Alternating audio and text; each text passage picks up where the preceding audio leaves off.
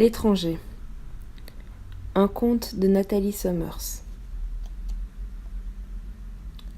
Le poing fermé de Mathurin Verron s'abattit brutalement sur la table, faisant déborder le potage des assiettes et sursauter sa femme, sa fille et même son fils aîné. « Ces gens-là dans ma maison ? C'est une plaisanterie, j'espère !» Mais à l'entendre ainsi vociférer, nul n'aurait même osé penser plaisanter. Pourtant, courageusement, son épouse revint avec douceur à la charge. « Mon ami, j'en appelle à votre bonté. Pensez qu'ils n'ont pour s'abriter qu'une malheureuse roulotte ouverte à tous les courants d'air. Et l'hiver est si rigoureux en cette année. » La tension monta encore d'un cran dans la pièce. Alfred sentit sa petite sœur frissonner. Tout le monde savait bien, ici comme au village, que leur père ne supportait pas qu'on lui tienne tête. C'est bien fait pour eux, et c'est aussi leur rendre service que de ne pas leur venir en aide. Il faut bien que les gens s'en rendent compte qu'on ne peut pas faire n'importe quoi. La prochaine fois, ils y réfléchiront à 2 fois avant de s'engager sur les routes de montagne en plein mois de décembre. En voyant sa mère s'apprêter à prendre une nouvelle fois la parole, Alfred s'exaspéra. Il était tout à fait d'accord avec son père. Ce n'est que des étrangers, après tout. Et il n'avait aucunement envie de partager son confort avec des gens qu'il trouvait pour le moins bizarres. « Je vous en conjure, nous sommes à quelques jours de Noël. J'ai aperçu le visage des 2 enfants derrière la fenêtre. Rappelez-vous ce que notre Seigneur a dit et acceptez de les accueillir pour la période des fêtes. » Le maître de maison reposa sa cuillère et fusilla sa femme du regard. « Oserez-vous prétendre que je ne suis pas un bon chrétien ? Moi qui vais à l'église tous les dimanches et qui donne plus qu'aucun autre du village. Vous parlez de Noël ? Mais qu'est-ce que c'est Noël pour des gens comme eux, qui doivent prier le diable plus souvent que Dieu ? Avez-vous vu la couleur de leur peau et la façon dont ils s'habillent ? » Le ton de la voix était si coupant que son épouse baissa la tête et abandonna le combat vaincu. Alfred se sentit soulagé. Il avait horreur d'entendre ses parents se disputer. Ce genre de discussion était heureusement excessivement rare, car sa mère était une personne douce et soumise. Il l'aimait beaucoup, même si parfois il la trouvait un peu trop gentille, avec tous ces miséreux qui venaient, dès que son père avait le dos tourné, frapper à leur porte. Elle avait pour tous un mot gentil, et aucun ne repartait les mains vides.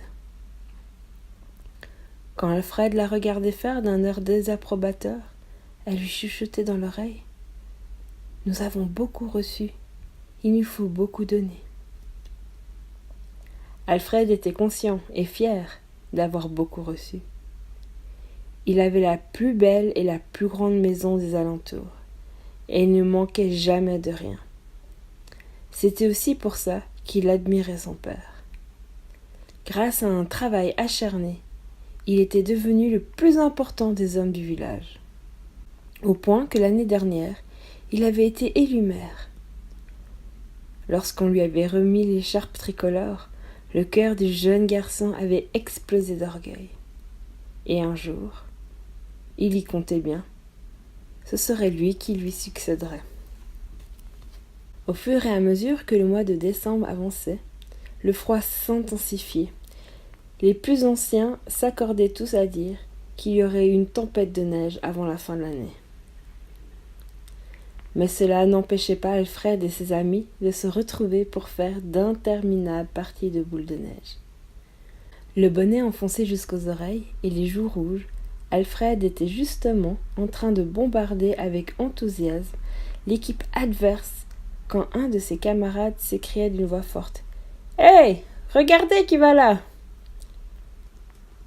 Le doigt tendu, il désigna le petit sentier qui s'enfonçait dans la forêt. Aussitôt, la bataille cessa, et les regards convergèrent dans la direction indiquée. Dans un silence aussi glacial que le fond de l'air, les enfants regardèrent un garçon et une fille de leur âge s'avancer vers eux.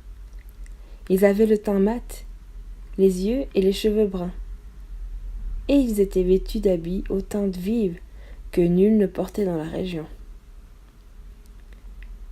Le garçon portait un drôle de chapeau rouge, sans rebord, garni de séquins dorés. La fille, enveloppée dans plusieurs couches de châles multicolores, avait les cheveux entortillés dans un voile léger.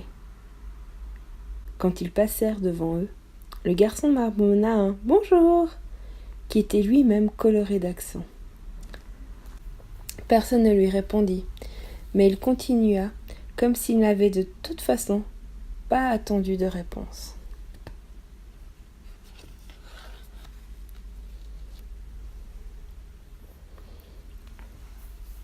Une fois qu'ils furent entrés dans la boulangerie qui se trouvait sur la place du village, les langues se délièrent.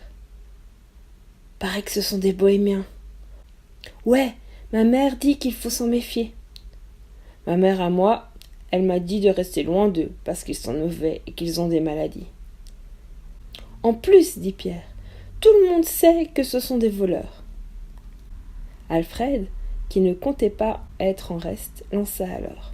« Ça, ce n'est rien. D'après mon père, il paraît même qu'il prie le diable. » Sa remarque eut l'effet escompté.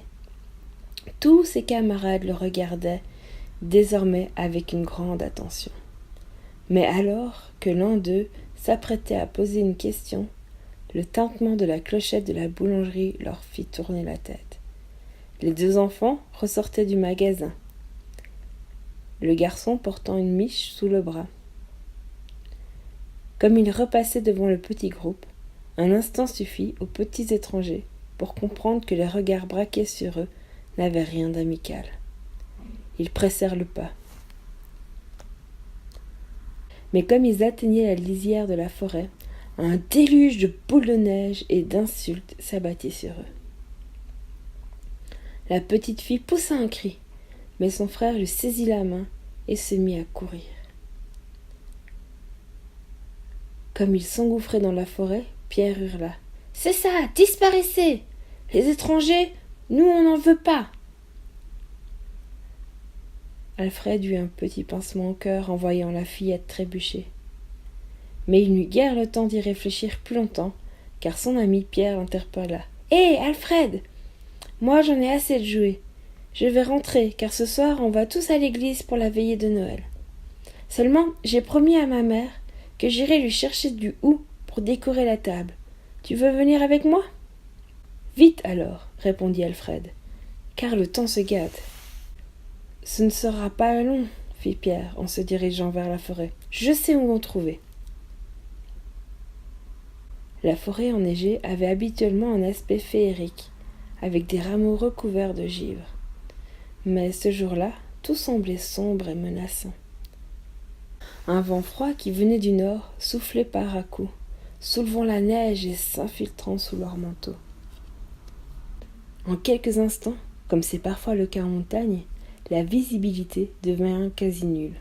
« Il faut rentrer !» cria alors Pierre pour se faire entendre. « La tempête arrive. Tant pis pour le hou. »« Tu as raison, vas-y, je te suis. Surtout reste bien sur le sentier, sinon on est perdu. » Les bourrasques devenaient plus violentes. Les grands sapins, bousculés par le vent, lâchaient sans prévenir les énormes paquets de neige accumulés sur leurs branches. Quand Alfred en reçut un sur le crâne, le choc le projeta à terre. Lorsqu'il parvint enfin à se remettre debout, il ne distinguait plus ni le chemin ni les traces de son ami. Un tapis de neige poudreuse recouvrait le sol. Il repartit quand même dans ce qu'il pensait être la bonne direction, mais après 10 minutes de marche, il fut convaincu de s'être perdu. La peur et l'angoisse le saisirent, car tous ici savaient que la montagne ne connaissait pas de pitié. Désespéré, il se mit à invoquer, en sanglotant, le Dieu que sa mère priait tous les jours. Lorsqu'il releva la tête, Il eut l'impression de voir à travers le mouvement des arbres une lueur fugitive. Retrouvant espoir, il se mit à courir dans cette direction. Mais soudain, le sol se déroba sous ses pieds.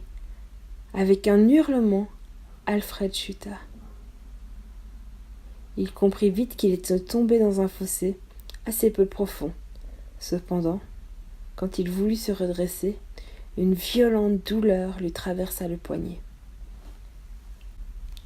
Alors qu'il s'escrimait à sortir de son trou à l'aide d'une seule main, il se retrouva soudain face à face avec un horrible monstre au visage poilu et aux dents pointues.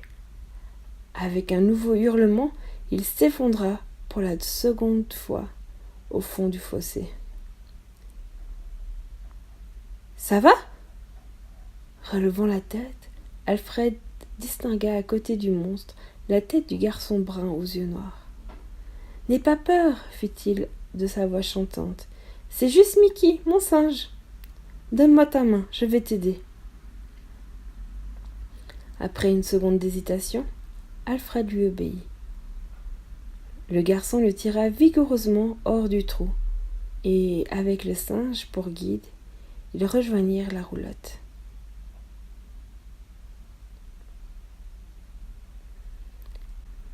Quelques instants plus tard, on lui avait fait une place près d'un petit poêle. Alfred osait à peine regarder tous ces gens qui s'activaient maintenant pour prendre soin de lui. Pendant que la fillette délaçait ses galoches trempées, la mère lui ôtait sa veste et se mettait à le frictionner avec une couverture. Le père, de son côté, lui tendait une tasse fumante. Quant au garçon, son singe sur l'épaule, il rigolait de le voir si embarrassé. Quand il commença à reprendre des couleurs, la mère lui prit doucement le poignet et commença à le palper en parlant dans une langue qu'il ne comprenait pas. « Elle dit qu'elle va te soigner, » traduisit le garçon. « Au fait, je suis Jacinto. Elle, c'est Kiresh, ma sœur. Elle parle français, mais elle est très timide. Son prénom signifie cerise. Ça lui va bien, car elle rougit tout le temps. Et là, ce sont mes parents. Moi, c'est Alfred. C'est mon singe qui t'a entendu, continua Jacinto. Et c'est lui qui t'a retrouvé. Merci Mickey, dit Alfred. Toute la famille se mit à rire. Alfred ne comprit pas pourquoi, mais dans son soulagement, il se joignit à eux. Le petit singe faisait des courbettes, conscient d'être le héros du moment. Les courants d'air glacé s'infiltraient de partout. Pourtant, Alfred sentait une agréable chaleur gagner peu à peu son cœur. Bien que tout lui paraissait un peu étrange, il régnait à l'intérieur de la roulotte comme une atmosphère de fête. De drôles de bâtons brûlaient en dégageant une odeur agréable, bien que picotait un peu le nez.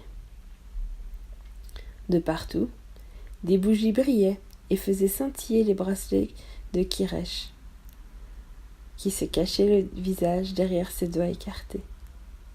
La mère de Jacinto étalait avec douceur une pommade sur le poignet, et Alfred ne put s'empêcher de penser à sa propre mère. Pour la première fois, il réalisait combien il était bon de recevoir de l'aide quand on était dans le besoin. Quand les soins furent terminés, le père se saisit d'une guitare, et sa voix, un peu rocailleuse, s'éleva. Malgré le rythme très différent de celui qu'il connaissait, Alfred reconnut, au bout d'un moment, un chant traditionnel de Noël. Il fut tout d'abord choqué de l'entendre chanter de cette façon. Son père n'aurait certainement pas trouvé cela correct. Un frémissement d'inquiétude le parcourut. Tel un poison, les paroles qu'il avait entendues quelques jours auparavant lui revenaient en mémoire. Ces gens-là prient le diable. Cependant, lorsqu'il regardait à l'étranger, il eut la conviction qu'il n'avait rien à craindre. Lorsqu'elle chantait, sa mère avait la même lueur au fond des yeux. La soirée se poursuivit, pleine de chants et de joie, malgré la tempête qui faisait rage au dehors. Ce soir-là, au moment où ses paupières se faisaient lourdes, le garçon se dit qu'il venait de vivre sa plus belle nuit de Noël. Un froid piquant réveilla Alfred le lendemain matin. Le poêle était éteint et le garçon grelottait. Ne voyant pas de bois pour éclairer un feu, il secoua Jacinto, qui dormait sous la même couverture que lui. « Il n'y a plus de bois sec, remela ce dernier en se frottant les yeux. La neige a tout recouvert. Alfred comprit alors que la veille au soir, ces étrangers tant méprisés avaient utilisé leur dernière bûche pour le réchauffer et sécher ses habits. Regardant par la fenêtre, il vit que la tempête avait cessé. « Je vais aller chercher de l'aide !» Le reste de la famille, qui était maintenant éveillée, se mit à pousser de hauts cris. « Ma mère dit que c'est de la folie, il y a trop de neige. »« Reste !» ajouta Kirèche d'une petite voix. « De toute façon, personne ne veut jamais nous aider. » Alfred déclara alors : « C'est vrai, moi aussi j'étais comme les autres. Hier, j'ai été le premier à vous lancer des boules de neige. Mais maintenant j'ai honte, et je vous demande pardon, parce que vous m'avez accueilli sans hésiter. » Jacinto le regarda solennellement, puis lui tendit la main avec un sourire. « Soyons amis alors, mais oublie ton idée. Tu mourrais à coup sûr. » Alfred savait qu'il avait raison, mais il savait aussi que si le froid persistait, ils mourraient tous. Dans le silence qui s'installait, on entendit soudain des coups frappés sur la porte. Ils se regardèrent d'un air éberlué, puis la mère alla ouvrir. Pendant un instant, Alfred ne put en croire ses yeux. Enfin, un cri monta du plus profond de lui. « Papa ! Mon fils !» Ils tombèrent dans les bras l'un de l'autre, puis Alfred demanda : « Comment as-tu su que j'étais ici ?»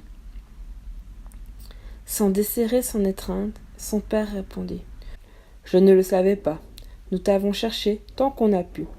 On a cru que tu étais perdu. »« Mais alors ?»« Alors, ta mère a prié toute la nuit, et quand au petit matin la tempête s'est arrêtée, elle a dit : « Pour notre fils, nous ne pouvons que prier. Dieu veillera sur lui. Mais il y a une chose qui nous appartient de faire. » Et elle m'a envoyé, avec le traîneau, chercher les étrangers pour qu'ils viennent se réchauffer chez nous. Un peu plus tard, Mathurin Véron ouvrait la porte de sa demeure en déclarant à une famille de bohémiens, encore toute ébahie : « Ma maison est désormais aussi la vôtre. Entrons et célébrons Noël. »